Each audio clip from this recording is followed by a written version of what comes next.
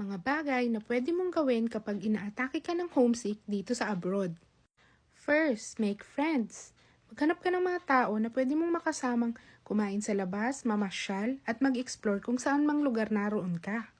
At para meron ka ring nakakausap at napaghihingahan ng mga problema mo. Second, lumabas ka, huwag kang magmukmok. It doesn't mean naman na paglalabas ka is magastos na. Pwede naman yung nasa park ka lang nakaupo at nagpapalipas ng oras or maglakad-lakad ka lang at mag-sightseeing. Third, stay connected with your family. Kausapin mo sila kapag may oras para alam din nilang nararamdaman mo at alam mo rin ang nararamdaman nila. Dahil ibang-iba pa rin ang may emotional support galing sa pamilya. Fourth, mag-ipon ka. Magtira ka ng para sa sarili mo. Kasi aminin man natin o hindi, nakakalungkot talagang walang hawak na pera.